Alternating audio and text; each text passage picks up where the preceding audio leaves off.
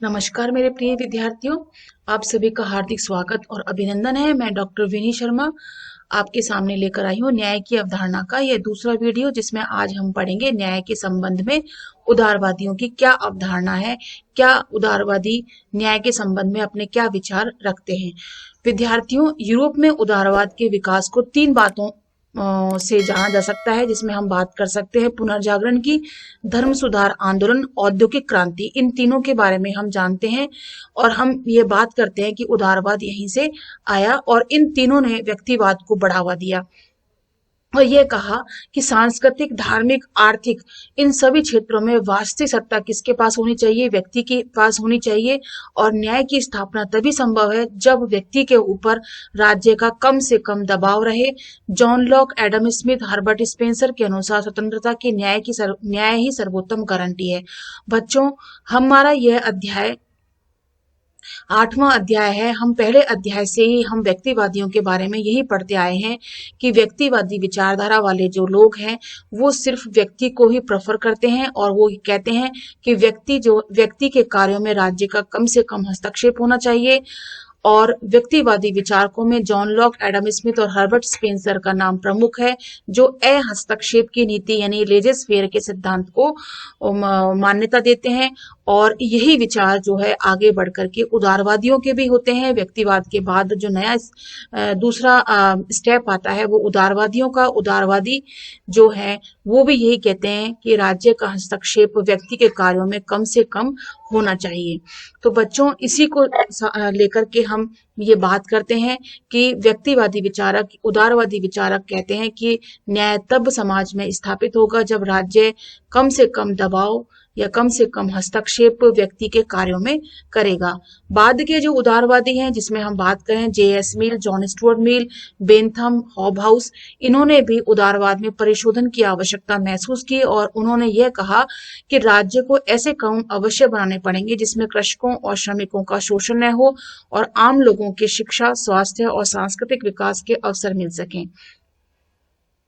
देखो, व्यक्तिवादियों की बात आ गई इसमें, जिसमें व्यक्ति को महत्व दिया गया है और राज्य के हस्तक्षेप को कम किया गया है। जब बाद की उदारवादियों की बात करें, जिसमें हम आधुनिक उदारवादी कह सकते हैं, जिन्हें J.S. मिल, जॉन स्टुअर्ट मिल जो है, बेंथम है, हॉबहाउस है, वो कहते हैं कि राज्य जो है वो ऐसे कानून बनाए, ऐसे कार्य करे जिसमें सभी व्यक्तियों को, जिसमें कृषक हैं मतलब किसान और श्रमिक यानी कि जो श्रम देते हैं मजदूर, वो उनको भी क्या मिलना चाहिए? शिक्षा, स्वास्थ्य और सांस्कृतिक विकास के अवसर मिलने चाहिए। इसके बाद की उदारवादी, जिसे हम नव उदारवादी कह सकते हैं, जिसमें आते हैं चैपमैन, जॉन रॉल्स, आर्थर ऑकन आते हैं। वो क्या कहते हैं? वो ये कहते हैं कि राज्य के कार्य क्षेत्र को बहुत व्यापक बना दिया है। और जॉन रॉल्स तो ये भी कहते हैं कि न्याय का संबंध औचित्य से है। उसने धन के पुनर्वितरण की बात की। किसने की है? जॉन रॉल्स ने। यानी कि धन के पुनर्वितरण का मतलब क्या होता है कि जो धन पूंजीपतियों ने के पास है और वह धन जो उनकी स्वयं की आवश्यकताओं को पूरी करने के बाद और मनोरंजन के साधनों को पूरा करने के बाद जो उसके पास अतिरिक्त धन होता है, वह टैक्स के रूप में, कर के रूप में वह राज्य उससे ले और उस धन को वह पुनः उन गरीब, वंचित लोगों को, उपेक्षित वर्गों को प्रोवाइड कराए, उनके लिए कल्याणकारी कार्य करे। वह मूलतः उदारवादी है। जॉन रॉल्स जो है मूलतः उदारवादी है और यह मानकर चलता है कि बाजार की शक्तियां मांग और पूर्ति, चीजों की कीमत व मजदूरी की दरें तय करेगी। और पर व्यक्ति चूंकि विवेक रखता है और वह नीतिवान है, इसलिए वह यह भी चाहेगा कि समाज के कमजोर वर्ग ऊपर उठें और सरकार उद्योगपतियों से तरह तरह के टैक्स वसूल करे और कर से प्राप्त आय का हस्तांतरण करे और कमजोर वर्गों को के लिए लोक कल्याणकारी कार्य करे और कमजोर वर्गों की भलाई के लिए जो व्यय होता है वह आर्थिक ऊंच नीच को कम करता है और एक तरह से आर्थिक विषमता का प्रतिकार करता है। और जॉन रॉल्स के इस सिद्धांत को हम आगे और विस्तृत रूप में देखेंगे, समझेंगे। तो बच्चों, हमने जो उदारवादियों की जो न्याय से संबंधित अवधारणा ये पढ़ी, तो इसमें हमने 3 स्टेप्स पढ़े। सबसे पहला स्टेप जो आता है व्यक्तिवादी, जिसमें व्यक्तिवादियों ने क्या कहा कि राज्य कम से कम हस्तक्षेप करे। फिर बाद की उदारवादियों की बात आती है, जिसमें हम शायद कह सकते हैं कि आधुनिक उदारवाद जिसको कह सकते हैं, जो कहता है कि ऐसे कानूनों को बनाए जिसमें कृषक और श्रमिक वर्ग जो है उन लोगों के स्वास्थ्य, शिक्षा और सांस्कृतिक विकास के अवसर उनको मिल सके, अपने खुद का विकास वो कर सकें। फिर उसके बाद जो नव उदारवादी हैं आते हैं, जिनको हम समकालीन उदारवादी भी कह सकते हैं, और जिसमें चैपमैन, जॉन रॉल्स और आर्थर हॉकन है। वो कहते हैं कि जब तक धन का पुनर्वितरण नहीं किया जाएगा तब तक किसी व्यक्ति को न्याय नहीं मिल सकता, क्योंकि धन के पुनर्वितरण से राज्य यानी सरकार जो है विभिन्न लोक कल्याणकारी कार्य करके समाज में जो ऊंचे वर्ग के लोग हैं और जो निम्न वर्ग के लोग हैं उनमें आपस में सामंजस्यता या न्याय जो है तभी प्राप्त किया जा सकता है।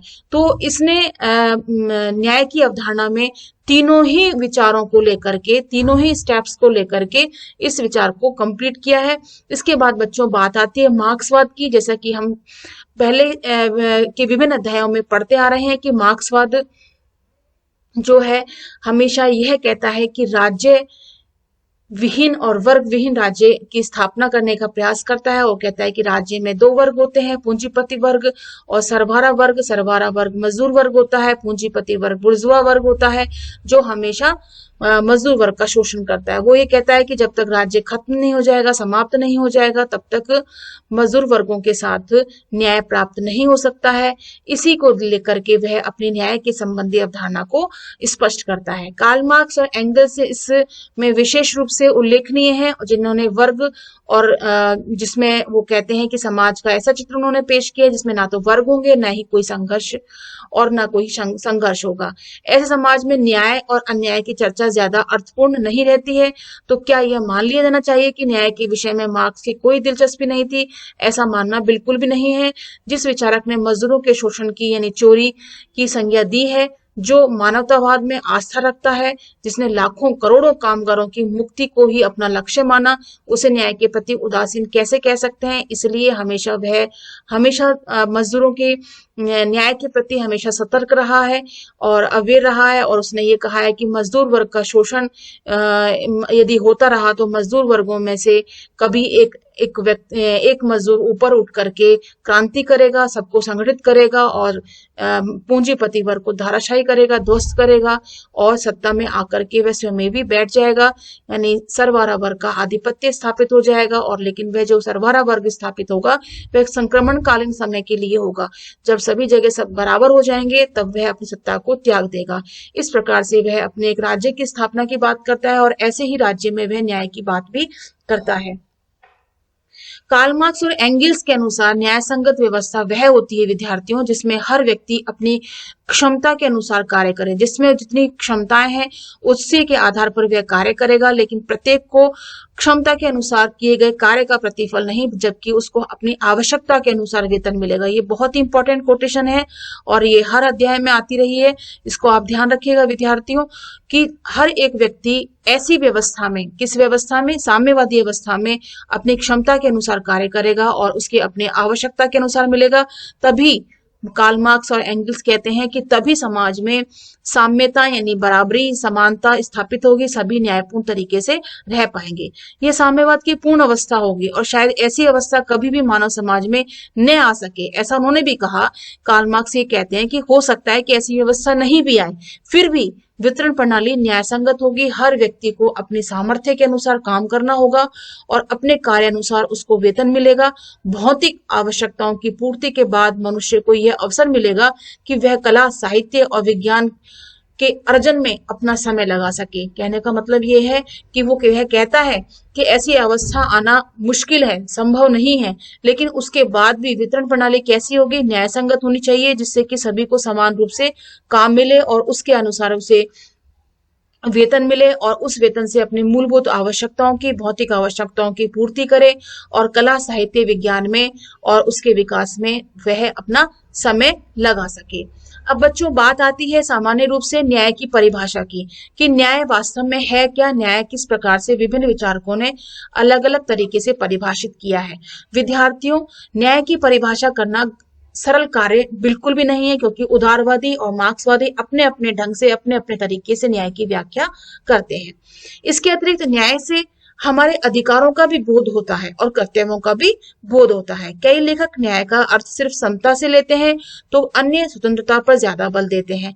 कुछ विद्वानों ने व्यक्तिगत अधिकारों की दुहाई दी है, तो कुछ ने समाज को सुव्यवस्थित करने की बात कही है। ज्यादातर लेखकों की धारणा क्या है कि न्याय एक समझौतावादी सिद्धांत है।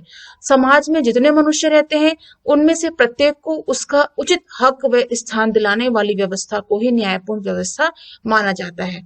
जैसा कि हम पढ़ा हमने कि व्यक्तिवादी सिर्फ ये कहते हैं कि राज्य कम से कम हस्तक्षेप करे, वह न्याय है। मार्क्सवादी कहते हैं कि राज्य होना ही नहीं चाहिए, वर्ग होना ही नहीं चाहिए, तभी न्याय स्थापित होता है। और उदारवादी और समकालीन उदारवादी ये कहते हैं कि न्याय तब स्थापित होगा जब समाज के वंचित वर्ग, श्रमिक वर्ग, मजदूर वर्गों को वो सब सुविधाएं प्राप्त हो सकें जो सामान्य वर्ग को प्राप्त होती हैं, तभी न्याय स्थापित हो सकता है। तो न्याय के प्रति अलग अलग विचारधाराओं में, अलग अलग विचारों में अपने अपने ढंग से उसकी व्याख्या की गई है।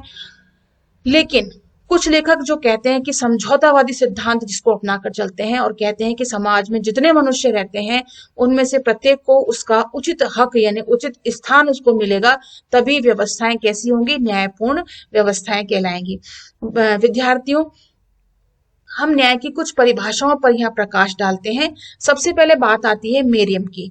मेरियम कहते हैं कि न्याय उन मान्यताओं और कानूनी प्रक्रियाओं का योग है। न्याय क्या है? उन मान्यताओं का और उन कानूनी प्रक्रियाओं का योग है जिनके द्वारा प्रत्येक मनुष्य को कुछ उचित सुविधाएं जुटाई जाती हों। मतलब न्याय क्या है? न्याय वे कानूनी प्रक्रियाएं हैं, वे कानूनी व्यवस्थाएं हैं जिससे हर एक व्यक्ति को वह सब कुछ प्राप्त हो सके जो उसके लिए आवश्यक है। यह परिभाषा 3 बातों पर प्रकाश डालती है। पहली बात क्या कहती है कि हर समाज की कुछ मान्यताएं होती हैं, उसके कुछ विश्वास होते हैं, आदर्श होते हैं। दूसरा, इन मान्यताओं और विश्वासों के आधार पर ही देश का कानूनी ढांचा खड़ा होता है। और तीसरा, लोगों को वे अधिकार या सुविधाएं प्रदान की जाती हैं जिन्हें समाज उचित मानता है। तो इन तीनों आधारों पर यह व्यवस्था न्यायपूर्ण व्यवस्था कहलाती है कि राज्य या समाज जो है कुछ मान्यताओं पर आधारित होता है, कुछ विश्वासों पर आधारित होता है, और इन मान्यताओं और इन विश्वासों के आधार पर कानूनी ढांचा भी खड़ा होता है। और ये कानूनी ढांचा जो है लोगों को क्या प्रदान करता है? अधिकार और सुविधाएं प्रदान करता है, जिससे समाज जो है उसे उचित मानता है और उसी के आधार पर अपना विकास करता है। और अपना विकास होता है तो समाज का और राज्य का विकास भी होता है, और यही न्याय है। ये मेरियम कहता है, सीई मेरियम। अब बेन और पीटर्स क्या कहते हैं? बेन तथा पीटर्स ये कहते हैं कि न्याय का अर्थ यह है कि जब तक भेदभाव किए जाने का कोई उचित कारण नहीं हो, तब तक सभी व्यक्तियों से एक सा व्यवहार किया जाना चाहिए। मतलब क्या, कितनी बड़ी बात कहती, देखो आप। बेन और पीटर्स कहते हैं कि जब न्याय का अर्थ क्या है, जब तक कोई उचित कारण नहीं है हमारे पास भेदभाव करने का, तब तक हमें सबके साथ एक जैसा व्यवहार करना चाहिए। जैसे कि आप लोगों ने देखा होगा कि समाज में सामान्य वर्ग के लोग भी हैं और अनुसूचित जाति, अनुसूचित जनजाति के लोग भी हैं। उनके साथ उनको आरक्षण की व्यवस्था की गई है। तो आरक्षण की व्यवस्था उन्हें क्यों की गई है? क्योंकि वो एक ऐसा कारण है जिसे उसे सामान्य वर्ग के बराबर लाने के लिए उनको वे सुविधाएं प्रदान करने के लिए उनको आरक्षण दिया गया है। ये उनके साथ ये हमारे साथ किसी प्रकार का भेदभाव नहीं है, किसी प्रकार का अन्याय नहीं है। इसी प्रकार से यदि हम देखें विद्यालय या महाविद्यालय में यदि कोई विद्यार्थी किसी कारण से अपंग है, अपाहिज है, या उसके लिए किसी प्रकार की विशेष सुविधा उसको दी जाती है, या महिलाएं हैं, स्त्रियां हैं, उनको किसी प्रकार की विशेष सुविधाएं दी जाती हैं, तो एक विशेष कारण है उनके लिए, तो इसीलिए उनके साथ थोड़ा अलग व्यवहार किया जाता है और उनको सामान्य रूप से या साधारण रूप से जीने के लिए या जीवन व्यतीत करने के लिए उसे कुछ सुविधाएं दी जाती है। तो वह अन्याय बिल्कुल भी नहीं है दूसरे लोगों के साथ, इसे हम न्याय ही कहेंगे। बेन और पीटर्स ने बहुत ही अच्छी बात कही। फिर उसके बाद बात आती है डी रफेल की। डी रफेल क्या कहते हैं? न्याय उस व्यवस्था का नाम है विद्यार्थियों जिसके द्वारा व्यक्तिगत अधिकार की भी रक्षा होती है, समाज की मर्यादा भी बनी रहती है। मतलब ये कहते हैं कि न्याय वह व्यवस्था है कि जिसके द्वारा व्यक्ति के अपने व्यक्तिगत अधिकार भी रक्षित होते रहे और समाज की मर्यादा भी बनी रहे, वही न्याय कहलाता है। जैसा कि समाज में विद्यार्थी हैं, समाज में शिक्षक हैं, समाज में बच्चे हैं, माता पिता हैं, मिल मालिक हैं, मजदूर हैं, कृषक यानी किसान, शासक हैं, महिलाएं हैं और पुरुष हैं। सभी तरह के समाज में लोग रहते हैं। न्याय की मांग यह कहती है कि इन सभी के हितों में मेल मिलाप कायम किया जाए, सभी में बंधुता स्थापित की जाए, सभी में सामंजस्यता समरसता स्थापित की जाए। न्याय का मूल स्वर है सर्वोदय अर्थात सबकी उन्नति। यह विचार, यह सर्वोदय का विचार गांधी जी ने भी अपने जीवन में बहुत ही प्रचारित किया कि सर्वोदय की भावना से हमें रहना चाहिए, सर्वोदय स्थापित करना चाहिए जिसमें सभी व्यक्तियों की उन्नति हो, चाहे वह किसी भी धर्म, जाति, भाषा, संस्कृति, लिंग का हो, उसके साथ उसका सभी का कल्याण, उस तरह के सभी जो भी लोग रहते हैं समाज में, उन सभी के साथ समान व्यवहार किया जाए, सभी के साथ मेल मिलाप सामंजस्यता बढ़ती जाए और सभी के सर्वोदय की कामना, इन सबके उन्नति के आधार पर कार्य किया जाए।